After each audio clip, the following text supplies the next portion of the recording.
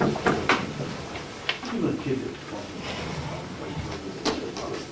I think we'll go back into session now. Back into session now, thank you very much. Jason, we held up for you. Thank you. We were a little bit ahead of time. I'm sorry? We were a little bit ahead of time, it wasn't you.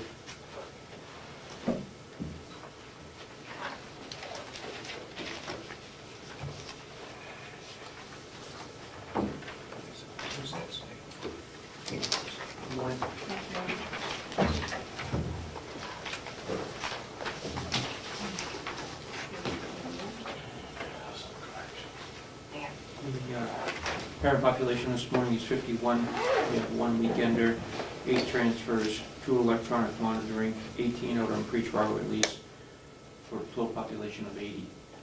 Took in 16 inmates last week, 12 were repeaters, and 14 were released. Repeater charges, 1 came in for conduct after an accident, booked 2 times this year. 1 for violation of probation, booked 26 times in 14 years. 1 for an electronic bench warrant, booked 16 times in 10 years. 1 for DWI, second aggravated DWI, operating after suspension, and a KPS, booked 4 times in 2 years. Needed to send an inmate out to the hospital last week. He was evaluated and returned to the facility. And then right now, we're down 1 nursing position. Because that person had resigned. We placed an ad for an LPN. Tried to work with the nursing home to use that for DMs, and nobody was interested. We altered the nursing schedule to allow for coverage for reducing our nursing hours, and in the absence of any medical staff, in the event of a medical emergency, just notifying EMS and the person's going to the hospital. Because I don't have any other way to deal with this. Okay, so there's no, are you continuing to look for someone? Mm-hmm. We've had 2 responses to the ads. Oh. So that's where we're at with the medical issues. And then I just have 1 item for safety and security that I'd like to talk about in non-public. And that's all I have. All right, and we're still holding off on the contract with crime here. Okay. So just be aware of that. And I think we'll get in touch with Attorney Dewhurst. He'll explain to you what procedures he'd like you to follow. Okay.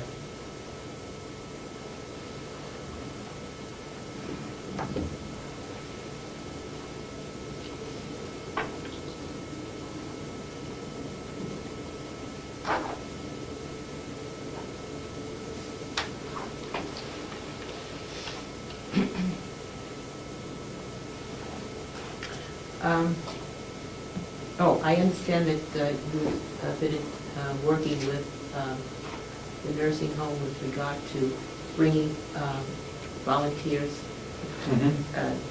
prisoners to help in the move, and you will coordinate that with the nursing home and the mover. Yes. And you'll be doing that basically before the residents move in.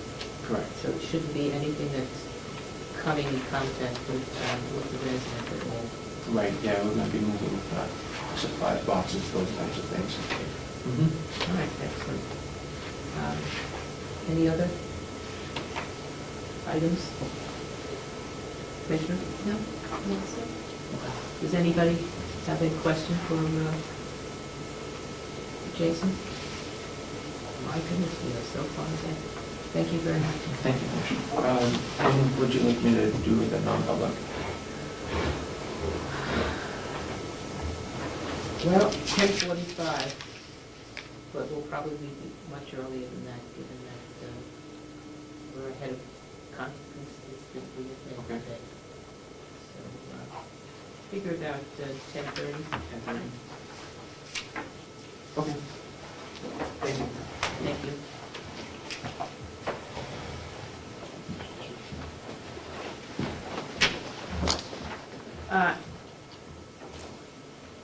As I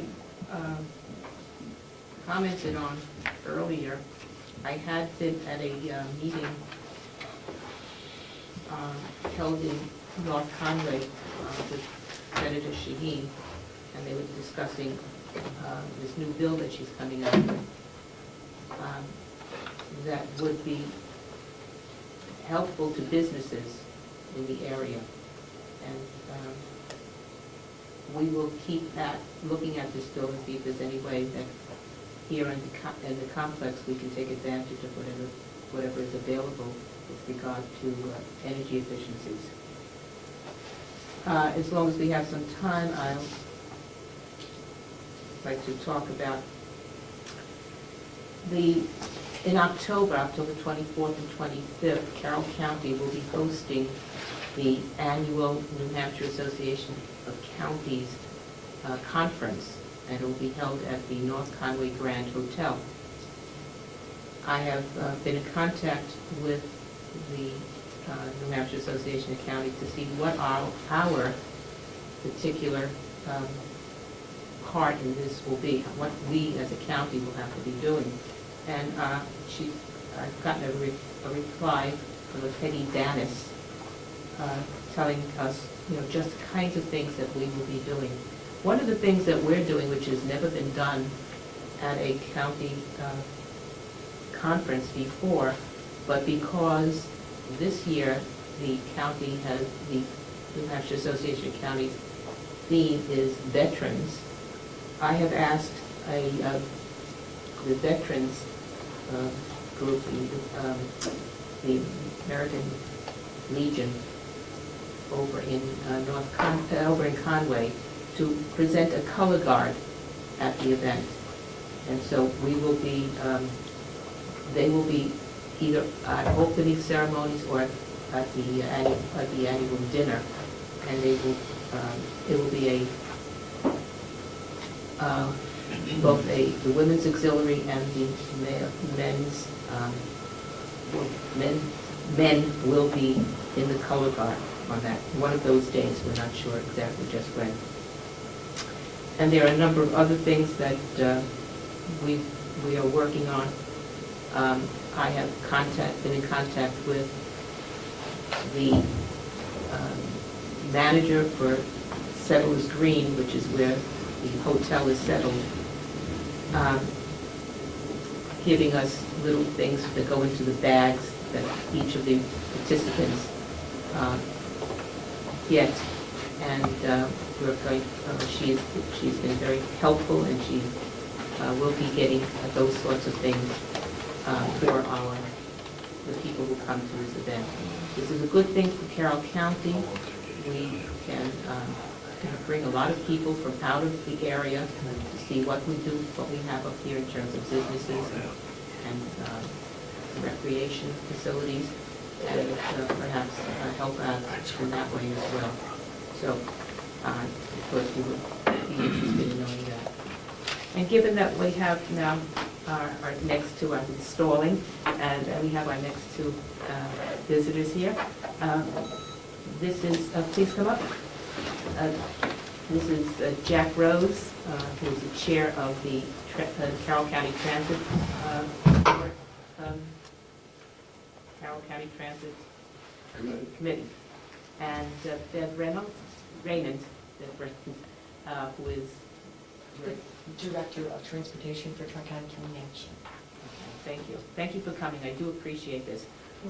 Last week I made a comment of having been at the meeting. I am an off and on member of the committee when I am able to get to it. And I was talking about the problems that exist with the fixed bus line and the demand response bus line, and the fact that we lost one bus in that demand response, and the fact that the fixed line is not operating yet, although the buses are here. So if you could give us an update on what's going on, we might be able to understand why this is happening. Sure. And Dorothy, thank you for your attendance at the meetings and your input. We do appreciate that. It is important.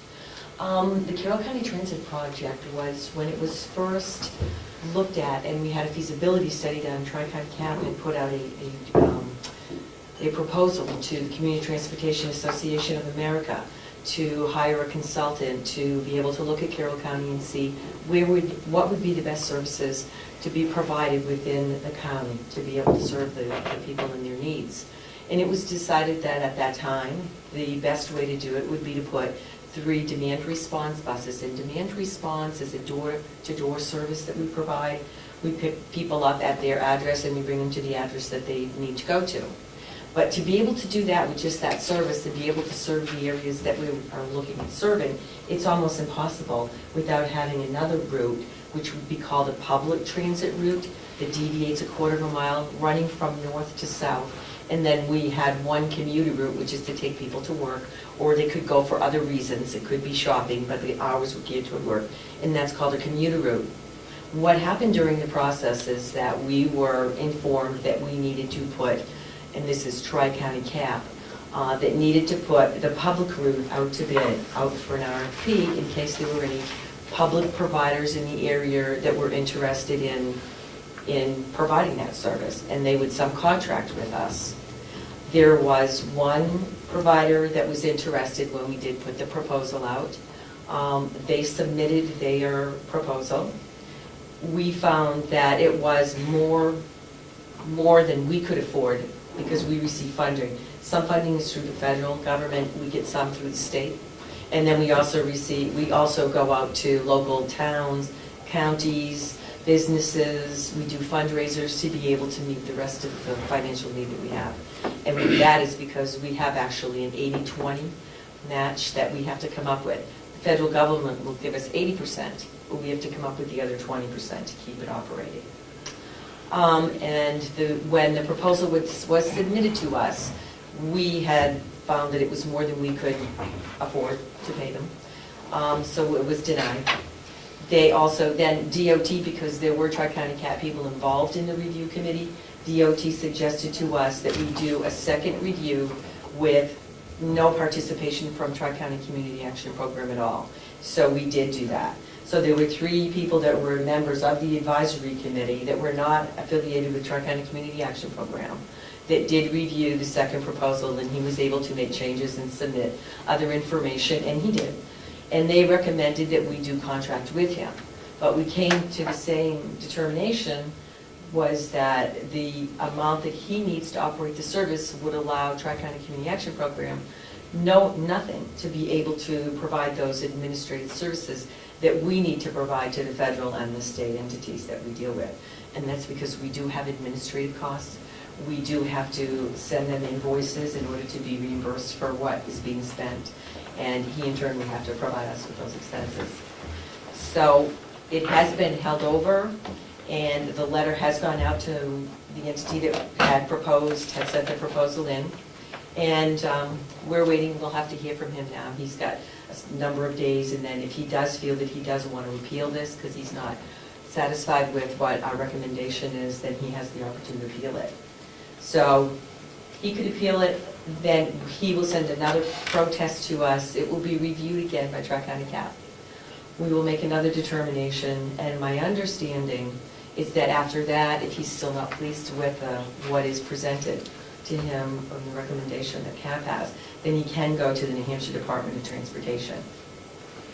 How it has affected our system?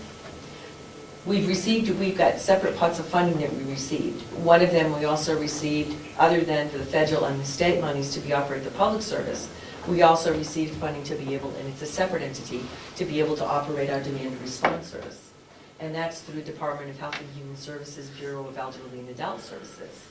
So those monies we have been utilizing to be able to provide service in the areas that were first presented to us in our plan, the initial plan that we did with the consultant. But what happened was, looking at the areas that we were serving, and without that public transit route being in place to be able to bring people to that public transit route, we have done more transportation within those service areas than we had planned on doing. Thus, it costs more for us to be able to do that because we are providing longer trips. So in order to be able to sustain as much as possible of the transportation that we're able to do at this point, I have decided to take one of the vehicles that's not being utilized as often as the other two vehicles and